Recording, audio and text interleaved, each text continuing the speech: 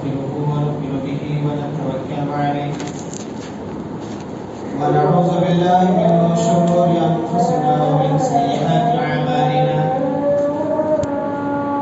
من يهده الله فلا مضل له ومن يضلل فلا هادي له وأشهد أن لا إله إلا الله وأشهد أن محمدا عبده ورسوله يا أيها الذين آمنوا اتقوا الله حق تقاته ولا تموتن إلا وأنتم مسلمون يا أيها الناس اتقوا ربكم الذي خلقكم من نفس واحدة وخلق منها زوجها وبث منهما رجالا كثيرا ونساء واتقوا الله الذي تساءلون به والأرحام إن الله كان عليكم رقيبا يا أيها الذين آمنوا اتقوا الله وقولوا قولا سديدا يصلح لكم أعمالكم ويغفر لكم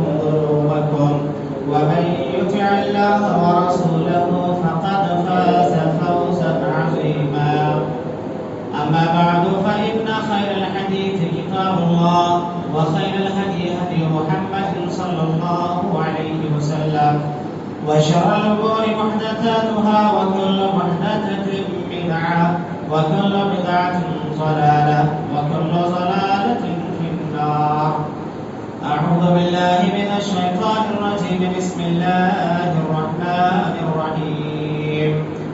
الله الذي خلقكم من ضعف ثم جعل من بعد ضعف قوة ثم جعل من بعد قوة ضعفا وشيبا يخلق ما يشاء وهو العليم القدير. رب اشرح لي صدري ويسر لي أمري واحلل عقدة من لساني يفقهوا قولي رب زدني علما. تمام قسم کی تعریف حمد و ثنا اللہ رب العالمین کے لیے لائق و سزاوار ہے. بعد وہ درود و سلام نازل ہو اللہ رب العالمین کے بھیجے گئے تمام نبیوں اور تمام رسولوں پر، بالخصوص ہمارے اور آپ کے آخری نبی جناب محمد رسول اللہ صلی اللہ علیہ وسلم پر، ان کے آل و اصحاب اور ان کے متبعین پر. معزز سامعین، بزرگوں، نوجوان ساتھیوں، پردہ-نشین اسلامی خواتین، اللہ تبارک و تعالیٰ کی نظروں میں ایک نوجوان کی اہمیت، اس سلسلے میں چند باتیں آپ لوگوں کے سامنے رکھنی ہے. اسے شاعر نے کہا، دنیا بھی عجب سرائے فانی دیکھی، یہاں کی ہر چیز آنی جانی دیکھی، جو آگے نہ جائے وہ بڑھاپا دیکھا، جو جا کے نہ آئے وہ جوانی دیکھی. خطبہ مسلمہ کے بعد جو آیت کریمہ پڑھی گئی ہے سورۃ الروم کی ہے. اللہ تبارک و تعالیٰ نے اس سورت کے اندر انسانوں کے مختلف ادوار کو بیان فرمایا ہے. انسان کی جو زندگی گزرتی ہے وہ 3 مرحلوں پر گزرتی ہے. اللہ تبارک و تعالیٰ نے فرمایا، اللہ الذی خلقکم من ضعف ثم جعل من بعد ضعف قوة. اللہ ہی وہ ذات ہے جس نے تم کو کمزور پیدا کیا، پھر اس کمزوری کے بعد اللہ نے تم کو قوت اور طاقت اور توانا بنایا، پھر اس قوت اور طاقت کے بعد، اس جوانی کے بعد پھر بوڑھا اور کمزور کر دیا. اللہ رب العالمین جو چاہتا ہے پیدا کرتا ہے، اور اللہ رب العالمین جاننے والا ہے اور قدرت رکھنے والا ہے. اللہ رب العالمین نے اس آیت کریمہ کے اندر انسان کی زندگی کے 3 مرحلے کو ذکر کیا ہے. انسان جب پیدا ہوتا ہے کمزور ہوتا ہے، اتنا کمزور ہوتا ہے کہ وہ بھوک لگے تو اپنی بھوک کو بیان بھی نہیں کر سکتا. کوئی تکلیف ہے تو اس تکلیف کو اپنی ماں کو، اپنے باپ کو سنا بھی نہیں سکتا، اتنا کمزور ہوتا ہے. کھانا پینا چلنا پھرنا یہ سب تو دور کی بات ہے. اللہ تبارک و تعالیٰ نے فرمایا اس کمزوری کے بعد انسان جوانی کے مرحلے میں پہنچتا ہے، اور جوانی کا جو مرحلہ ہے بلوغت کے بعد سے لے کر کے 40 سال تک یہ ایک مرحلہ گزرتا ہے۔ اللہ رب العالمین نے اس کا یہاں پر ذکر کیا کہ ہم تم کو کمزور پیدا کیے ہیں، کمزوری کے بعد ہم تم کو طاقتور بنا دیتے ہیں، پھر اس طاقت کے بعد، اس توانائی کے بعد پھر انسان کے اندر ذوق آنا شروع ہوتا ہے، اور جیسے پہلے تھا بچپن میں جیسے کمزور تھا، بڑھاپے میں پھر ویسے کمزور انسان ہو جاتا ہے۔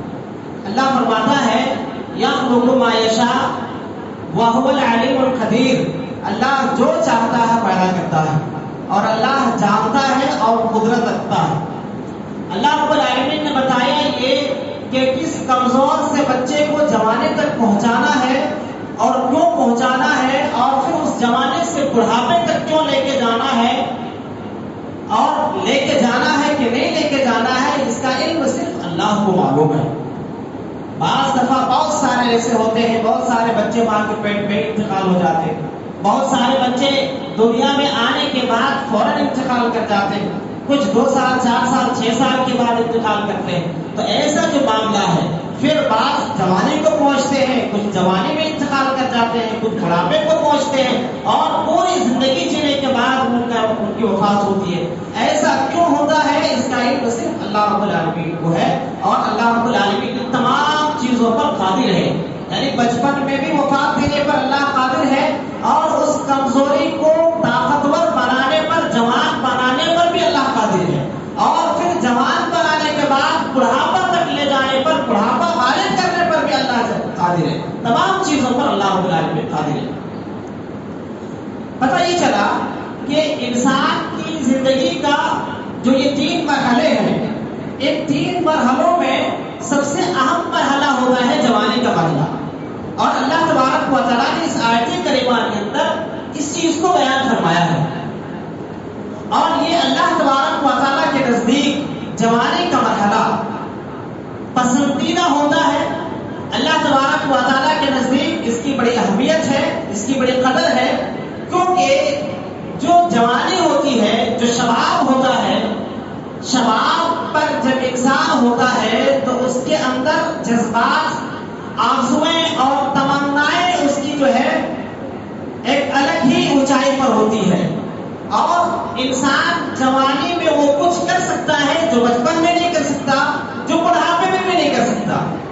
لہذا اس جوانی کی قدر اللہ رب العالمین کیا ہے۔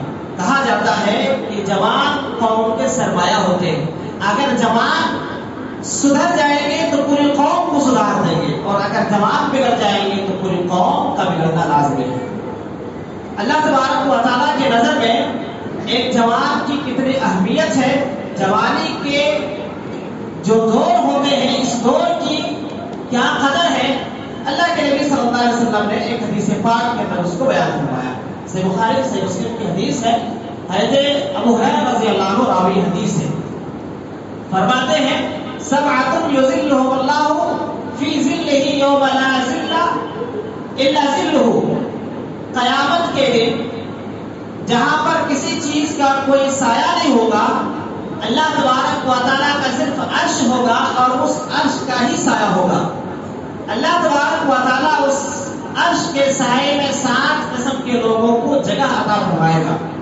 امام عادل وشاب نشأ فی عبادت اللہ، ورجل قلبه معلق فی المساجد، ورجلان تحابا فی اللہ اجتمعا وعلیہ وتفرقا علیہ، ورجل دعته امرأة ذات منصب وجمال فقال إني أخاف الله، ورجل تصدق بصدقة فأخفاها حتى لا تعلم شماله ما تنفق يمينه، ورجل ذكر الله خاليا ففاضت عيناه۔ اللہ کے نبی فرماتے ہیں جو 7 قسم کے لوگ ہوں گے، ہم اور آپ ذرا اندازہ لگائیں کہ اس سورج کی گرمی جو ہم سے یعنی ہماری زمین سے کروڑوں کلومیٹر دوری پر ہے، اس گرمی کی تپش سے، اس کی حرارت سے بچنے کے لیے ہم کتنا کچھ انتظام کرتے ہیں، کتنا کچھ جتن کرتے ہیں۔ اے سی کا انتظام ہے، کولر کا انتظام ہے، کسی کا نہیں ہو تو پنکھے کا انتظام ہے، نہ جانے کیسے کیسے انتظامات ہیں. قیامت کے دن وہاں پر کوئی گھر نہیں ہوگا، کوئی مکان نہیں ہوگا، کوئی درخت نہیں ہوگا، کوئی جھاڑ نہیں ہوگا، کسی چیز کا سایہ نہیں ہوگا، زمین بالکل ہموار ہوگی. وہاں صرف اللہ رب العالمین کا عرش ہوگا اور اس عرش کا سایہ ہوگا. اللہ تبارک و تعالیٰ اس سائے میں چند لوگوں کو جو نبی کریم صلی اللہ علیہ وسلم نے بتایا کہ جگہ دے گا. سب سے پہلا ہوگا انصاف کرنے والا بادشاہ. نمبر 2 میں ہوگا وہ نوجوان یا وہ جوان جس کی جوانی اللہ کی عبادت میں گزری. اللہ فرماتا ہے شاب نشأ فی عبادت اللہ، وہ جوان جس کی جوانی اللہ کی عبادت میں گزری. نشا کہتے ہیں تربیت کرنا، پرورش کرنا. اب ایک بچہ پیدا ہوا کسی کے گھر، اب بچہ ابھی 1 دن کا ہے، وہ بالغ ہونے تک وہ بچے کی پرورش اور اس کی تربیت کا انسان ہر ممکن کوشش کرتا ہے اور مسلسل بالغ ہونے تک بچے کے پیچھے لگا رہتا ہے. اس کو کیا سکھانا ہے، کیسے پڑھانا ہے، اس کو سلام کے طریقے کیسے بتانے ہیں، ایک دوسرے سے بات کرنے کا ادب کیا سکھانا، یہ ساری چیزیں. ایسا نہیں ہے کہ 4 دن ہم سکھا کر کے چھوڑ دیتے ہیں یا پھر 8 دن سکھا کے ہم چھوڑ دیتے ہیں، پھر 1 سال کے بعد پھر 4 دن ہم سکھا لیتے ہیں. ایسا ہوتا ہے؟ ایسا نہیں ہوتا. ہم روز روز اس کو سکھاتے ہیں، روز روز اس کی تربیت اور اس کی تعلیم، اس کی پرورش کا خیال کرتے ہیں. اللہ کے نبی صلی اللہ علیہ وسلم فرماتے ہیں یہاں پر اس حدیث کے اندر کہ وہ جوان جس کی جوانی رب کی عبادت میں گزری ہو. ایسا نہیں کہ جمعہ آ کر کے پڑھ لیا پھر 1 ہفتہ تک اس نے چھٹی لے لی. ایسا نہیں کہ رمضان کے روزے اس نے رکھ لیے اور 2 مرتبہ قرآن ختم کر لیے، تہجد تراویح کے ساتھ ساتھ قیام اللیل کا بھی اہتمام کر لیا، ساری چیزیں کر لی، رمضان جو ہی گزرا اور پھر وہ بھی جو ہے اللہ رب العالمین کی عبادت سے اپنے آپ کو نکال لیا. ایسا نہیں، بلکہ جو ہی وہ بلوغت پر پہنچا جب سے لے کر کے پوری جوانی اس کی اللہ کی عبادت میں گزری، رب کی عبادت میں گزری. اللہ کے نبی فرماتے ہیں ایسے نوجوان کو، ایسے جوان کو اللہ تبارک و تعالیٰ اپنے عرش میں جگہ عطا فرمائے گا. اس کے بعد اللہ کے نبی فرماتے ہیں نمبر 3 میں وہ آدمی جس کا دل ہمیشہ مسجد سے لگا ہوا رہتا ہو. مسجد اللہ رب العالمین کی پسندیدہ جگہوں میں سے ہے اور بازار اللہ کی ناپسندیدہ جگہوں میں سے. یہ سب کو معلوم ہے. مسجد سے لگا رہنے کا مطلب یہ ہے کہ انسان نماز پڑھنے کے لیے انسان بے چین رہتا ہے. مسجد میں آدمی کیوں آئے گا؟ نماز پڑھنا ہے جبھی وہ آئے گا. تو ایک نماز پڑھ کے گیا، اس کے دماغ میں یہی چل رہا ہے کہ اب عصر کا وقت کب ہوگا، ہم پھر مسجد میں جائیں گے، جماعت کے ساتھ نماز ادا کریں گے. ایسے شخص کو بھی اللہ اس کا سایہ دے گا. پھر اللہ کے نبی فرماتے ہیں 2 ایسے شخص جب ملتے ہیں تو اللہ کی محبت ہی پر ملتے ہیں اور جب جدا ہوتے ہیں تو اللہ ہی کی محبت پر جدا ہوتے ہیں. ایسا نہیں کہ 2 ملے تو تیسرے کی چغلی اور غیبت کرنا، ایسا نہیں کہ 2 الگ ہوئے تو تیسرے کی غیبت اور چغلی کرتے ہوئے الگ ہونا.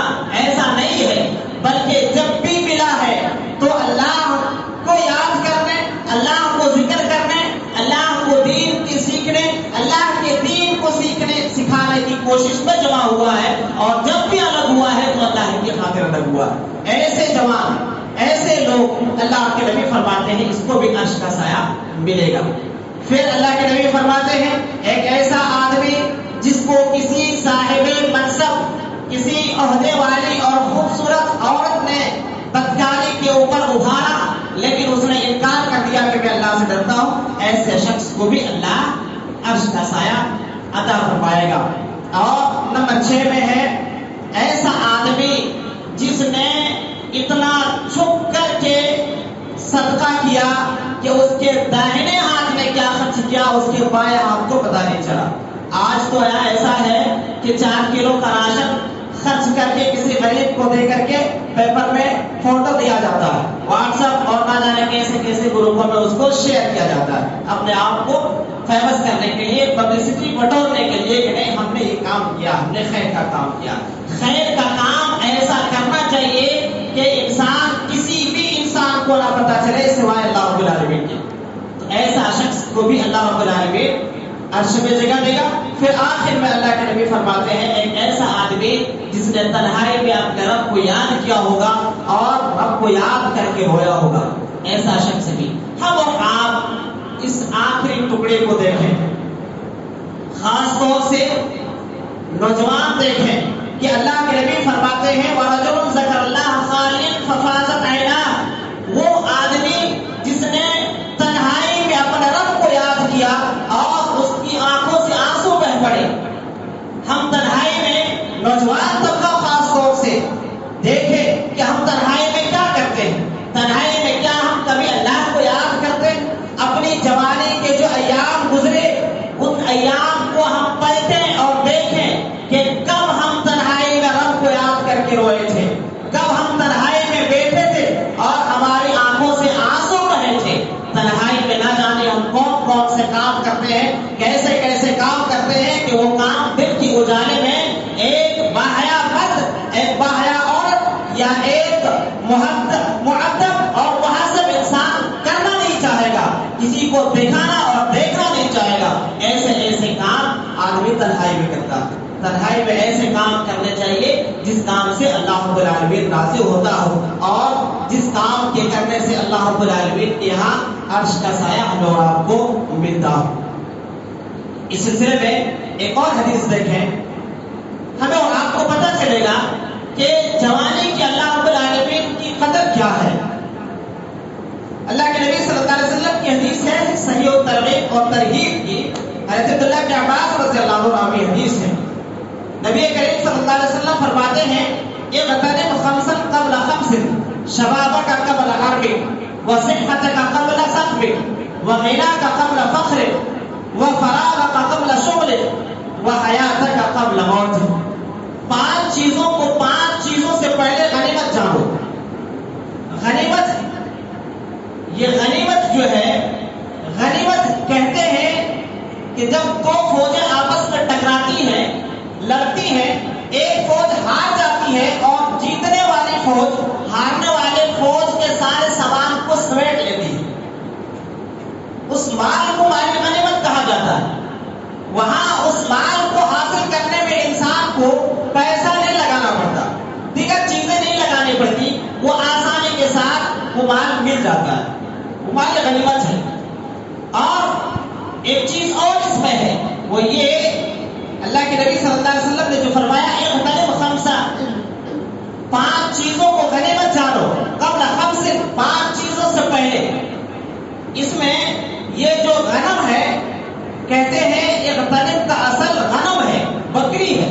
بکری جو لفظ غنم بولا جاتا ہے اسی سے یہ لفظ نکلا ہے اغتنم۔ اور اللہ کے نبی صلی اللہ علیہ وسلم نے چونکہ آپ کو اللہ رب العالمین نے جوامع الکلم عطا کیا تھا، آپ بات مختصر کرتے تھے لیکن اس کا معنی اور اس کا مطلب، اس کی تشریح بہت لمبی چوڑی ہوتی تھی۔ اس حدیث پاک کے اندر اللہ کے نبی صلی اللہ علیہ وسلم نے در حقیقت یہ بتایا ہے کہ ایک چرواہا جیسے اپنی بکریوں کی پوری دیکھ ریکھ کرتا ہے، اس کی بیماری، اس کی پریشانی، اس کی دھوپ، اس کے جاڑے، اس کی سردی، اس کی گرمی، اور اس کو بھیڑیے سے کسی کے کھیت میں نہ جائے، ان تمام چیزوں سے ایک چرواہا اپنے بکریوں کی حفاظت کرتا ہے۔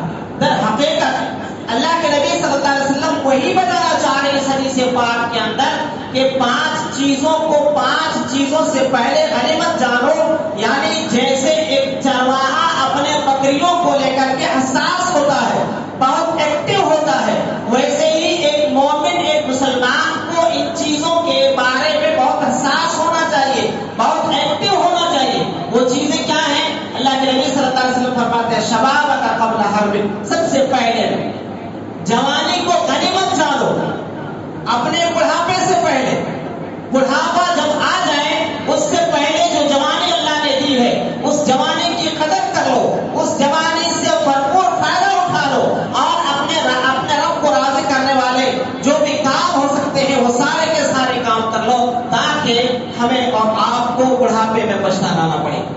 کہا جاتا ہے کہ ایک بوڑھا شخص اپنی کمر کو جھکائے ہوئے، گردن نیچی کیے ہوئے چل رہا تھا۔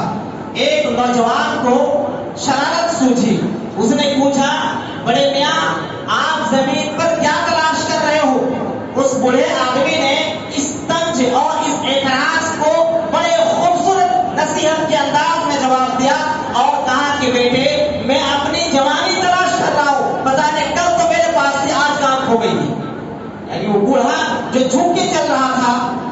وہ بوڑھے نے نصیحت کی کہ دیکھو میں اپنی جوانی تلاش کر رہا ہوں، جوانی کب تک میرے پاس تھی، آج کہاں گئی مجھے پتہ ہی نہیں چل رہا۔ لہذا وہ دن آنے سے پہلے کہ ہمارے بھی کمر جھک جائے اور ہم بھی اپنی جوانی کو تلاش کرنے لگے، اس سے پہلے جو جوانی ہمیں ملی ہے اس جوانی کی قدر کر لیں اور اس سے ہم اللہ رب العالمین کو راضی کرنے والے اعمال کر لیں۔ اللہ کے نبی صلی اللہ علیہ وسلم آگے فرماتے ہیں وَصِحَّتَكَ قَبْلَ سَقْمِكَ، اپنی صحت کو بیماری سے پہلے غنیمت جانو۔ اللہ نے صحت دی ہے، تندرستی عطا کی ہے، ہم فٹ ہیں، اپنے اس فٹنس کا استعمال رب کی عبادت میں ہونی چاہیے، اپنے اس فٹنس کا استعمال رب کو راضی کرنے والے کاموں میں ہونے چاہیے، دین کے کاموں میں ہونے چاہیے، یوں ہی ضائع نہیں کرنا چاہیے اپنی جوانی کو اور اپنی صحت کو۔ لیکن افسوس کا مقام یہ ہے کہ آج ہمارے نوجوان اپنی جوانی کو بھی برباد کر رہے ہیں، اپنی فٹنس کو بھی یوں ہی ضائع کر رہے ہیں، نہ جانے کن کن کاموں میں۔ بہت سارے تو ایسے ہیں، اللہ ہر ایک کو ہدایت دے، گٹکے کھا رہے ہیں، سگریٹ پی رہے ہیں، تمباکو کھا رہے ہیں، اپنی صحت کو برباد کر رہے ہیں اور خراب کر رہے ہیں۔ لہذا اللہ نے جو صحت دی ہے یہ بہت بڑی نعمت ہے میرے بھائی، بہت بڑی نعمت ہے۔ کہا جاتا ہے کہ تندرستی 1000 نعمت ہے۔ آپ کے پاس اگر تندرستی ہے بہت کچھ آپ کے پاس، اور اگر یہ تندرستی نہیں ہے، کل کو اگر آپ ہاسپٹلائز ہو گئے، کل کو آپ کو کوئی پریشانی ہو گئی، آپ وینٹیلیٹر پہ لیٹ گئے، آپ کی دنیا ختم ہو گئی، آپ کچھ نہیں کر سکتے، آپ اپنے ہاتھ کو بھی نہیں ہلا سکتے، اپنے آنکھوں کو اپنے پلکوں کو بھی نہیں ہلا سکتے۔ لہذا جو صحت اللہ نے دی ہے اس صحت کا صحیح استعمال کیا جائے۔ اللہ کے نبی صلی اللہ علیہ وسلم آگے فرماتے ہیں وَغِنَاكَ قَبْلَ فَقْرِكَ، اگر اللہ نے مال دیا ہے اس مال کا صحیح استعمال کرو۔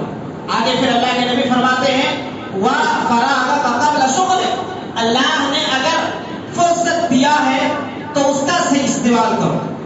اگر آپ کے پاس فری ٹائم ہے، آپ اس فری ٹائم کو قرآن پڑھنے میں لگائیں، قرآن کو سیکھنے میں لگائیں، دین کو سیکھنے میں لگائیں، دنیا کو سیکھنے میں لگائیں۔ آپ اس فری ٹائم کو یوں ہی موبائل گیمنگ میں صرف اور ضائع نہ کریں، آپ برباد نہ کریں، یہ بہت قیمتی چیز ہے۔ آج ہمارے نوجوانوں کا جو ٹائم ہے بہت الا ماشاء اللہ اکثریت کے پاس تو جاب نہیں ہے، اب وہ صبح سے شام تک یہ کارخانے میں، وہ چوراہے پہ، وہاں بیٹھے یہاں بیٹھے، فون میں کبھی واٹس ایپ دیکھ رہے ہیں، کبھی فیس بک دیکھ رہے ہیں، کبھی انسٹا پہ ٹائم کو ضائع کر رہے ہیں، کبھی ٹویٹر چلا رہے ہیں، یہ تمام چیزوں میں اپنے وقت کو ہم ضائع کر رہے ہیں۔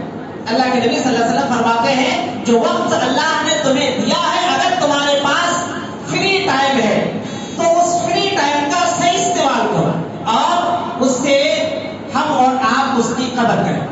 پھر آگے اللہ کے نبی ایک آخری بات فرماتے ہیں اپنی زندگی کو موت سے پہلے غنیمت جانو۔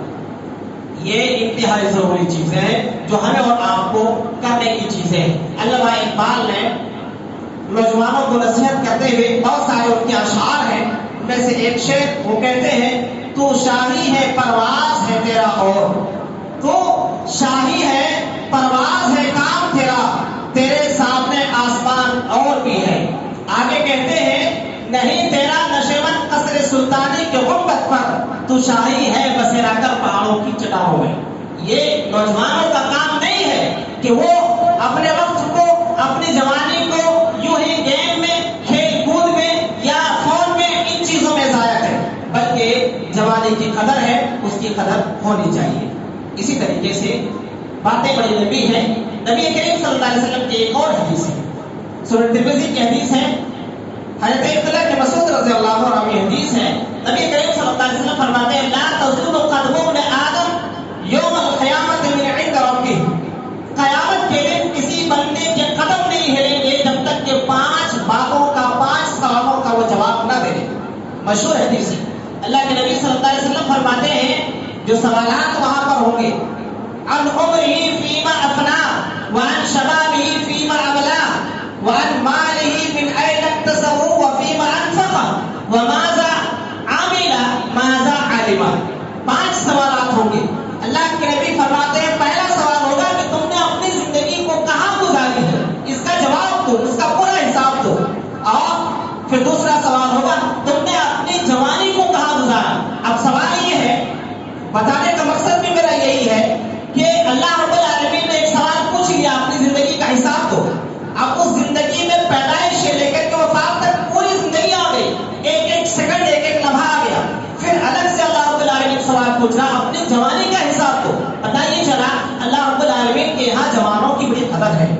اللہ رب العالمین کا یہاں جو بلوغت سے لے کر کے 40 سال کا جو یہ پیریڈ ہے، جو یہ زمانہ ہے، اس عرصے کی اللہ کے یہاں بڑی قدر ہے، بڑی اہمیت ہے. اسی لیے اللہ رب العالمین اس کی الگ سے جو ہے کلاس لگائی جائے گی اللہ کے یہاں، اور الگ سے اس کا حساب دینا پڑے گا.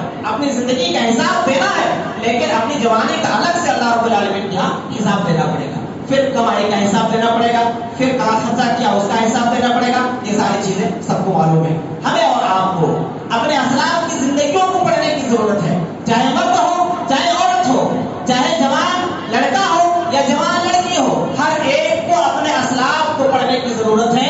صحابہ کرام کی زندگیوں سے نصیحت حاصل کرنے کی ضرورت ہے، اور یہ دیکھنے کی ضرورت ہے کہ ان کی زندگیاں، ان کی جوانیاں کیسے گزرتی تھی.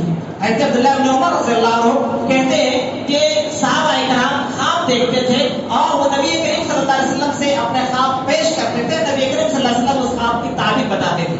میری بھی بڑی خواہش تھی کہ میں بھی کوئی خواب دیکھوں اور نبی کریم صلی اللہ علیہ وسلم سے پوچھوں. کہتے ہیں ایک دفعہ میں نے خواب دیکھا. خواب میں دیکھا کہ 2 فرشتے آئے، مجھے پکڑ کر کے جہنم کی کنارے لے گئے. میں نے اس جہنم میں ایسے ایسے لوگوں کو دیکھا جن کو میں پہچانتا تھا. میں ڈر گیا اور میں جہنم سے اللہ رب العالمین کی پناہ مانگنے لگا. وہ فرشتوں نے کہا کہ تم ڈرو نہیں، تم اس جہنم میں نہیں جاؤ گے. کہتے ہیں اتنے میں میری نیند کھل گئی. میں نے یہ خواب نبی کریم صلی اللہ علیہ وسلم سے ذکر کیا. اپنی بہن حضرت ام المؤمنین اب حفصہ رضی اللہ عنہا سے کہا کہ نبی کریم صلی اللہ علیہ وسلم سے پوچھو میں نے یہ خواب دیکھا ہے. نبی کریم صلی اللہ علیہ وسلم نے کہا کہ عبداللہ بڑا اچھا بچہ ہے، بڑا اچھا آدمی ہے، کاش اگر وہ تہجد کی نماز پڑھتا تو اور اچھا ہوتا. کہتے ہیں یہ جب اللہ کے نبی نے بات کہی کہ عبداللہ اچھا ہے، اگر وہ نماز پڑھتا، تہجد کی نماز پڑھتا تو اور اچھا ہوتا. اس کے بعد سے اپنی رہتی زندگی تک، آخری سانس تک کبھی انہوں نے تہجد کی نماز نہیں چھوڑی. یہ تھا ان کی زندگی گزارنے کا طور اور طریقہ، اور اس طریقے سے وہ اپنی زندگیوں کو گزارا کرتے تھے. اور انہیں کے تعلق سے آتا ہے کہ ایک دفعہ اور انہوں نے خواب دیکھا. صحیح مسلم کی حدیث ہے. خواب میں یہ دیکھا کہ میرے پاس ایک قالین ہے، جنت کی قالین ہے. اس قالین کو میں اپنے ہاتھ میں پکڑتا ہوں اور جہاں جانا چاہتا ہوں وہ قالین مجھے اڑا کے لے جاتا ہے. نبی کریم صلی اللہ علیہ وسلم سے اس کی تعبیر پوچھی گئی کہ اللہ کے نبی یہ معاملہ ایسا ایسا ہے. آپ نے فرمایا ان کی بہن حضرت حفصہ سے کہ تمہارا بھائی ایک نیک مرد ہے، نیک بچہ ہے. یہ نبی کریم صلی اللہ علیہ وسلم گواہی دے رہے ہیں. بہت سارے واقعات ہیں، بہت ساری چیزیں ہیں، خواتین سے بھی متعلق بہت سارے واقعات ہیں. ایسا نہیں ہے کہ صرف مردوں ہی کے لیے ساری باتیں ہیں یا مردوں ہی کے لیے سارے واقعات ہیں. جیسے ایک نوجوان مرد کو اللہ اور اس کے رسول کے بتائے ہوئے طریقے کے مطابق اپنی جوانی کو گزارتی ہے، ویسے ہی ایک جوان بچی کو بھی بلوغت سے لے کر کے جو ہے وفات تک اپنی زندگی کو، جو کہ اسلام کے اندر جو بھی احکام ہے وہ مرد اور عورت دونوں کے لیے برابر ہے، دونوں کے لیے سیم ہے. البتہ بعض احکام ایسے ہیں جو مردوں سے ریلیٹڈ ہیں، بعض احکام ایسے ہیں جو صرف عورتوں سے متعلق ہیں اور ان کے لیے خاص ہیں. ورنہ عمومی طور پر تمام کے تمام احکام مرد عورت ہر ایک کے لیے برابر ہے. پتہ یہ چلا کہ اسلام میں اور اللہ رب العالمین کی نظروں میں جوانی کی بڑی اہمیت ہے. اللہ رب العالمین کے یہاں اس کی بڑی قدر ہے. لیکن جب ہم اللہ اور اس کے رسول کے طریقے کے مطابق اپنی جوانی کو گزاریں گے تب، ورنہ اللہ رب العالمین کے یہاں انسان کی کوئی قدر نہیں ہے. اللہ رب العالمین خود فرماتا ہے خیر البریہ. اللہ رب العالمین نے فرمایا جو لوگ کفر کیے، شرک کیے، ایسے لوگ اللہ تبارک و تعالیٰ کے نزدیک بدترین مخلوق ہیں. تو اللہ اور اس کے رسول کے احکام کے مطابق اپنی زندگی کو گزاریں گے تو انشاءاللہ ہماری جوانی بھی کامیاب ہوگی، ہماری زندگی بھی کامیاب ہوگی، یہ دنیا بھی وہ دنیا بھی انشاءاللہ کامیاب ہوگی. اللہ تعالیٰ سے دعا ہے اللہ تعالیٰ ہم سب کو کتاب و سنت کے مطابق اپنی زندگی کو گزارنے کی توفیق عطا فرمائے. اللہ تعالیٰ ہم سب کو اپنے جوانوں کو اللہ تعالیٰ ہم سب جوانوں کو اپنی جوانی کی حفاظت کرنے کی توفیق عطا فرمائے. جوانے میں رب کو منانے، رب کو راضی کرنے کی توفیق عطا فرمائے. اللہ العالمین جوانے میں اتنا کام ہم سب خدمت کو کرنے کی توفیق دے کہ بڑھاپے میں ہمارے لیے وہ کام کافی ہو جائے، شافی ہو جائے۔ الہ العالمین جب تک ہمیں اس دنیا کے اندر رکھے، اسلام ایمان کے اوپر زندہ رکھنا، جب بھی ہمارا خاتمہ ہو خاتمہ بالخیر، ایمان اسلام توحید پر ہمارا خاتمہ فرمانا۔ آمین ثم آمین، واخر دعوانا الحمد للہ رب العالمین۔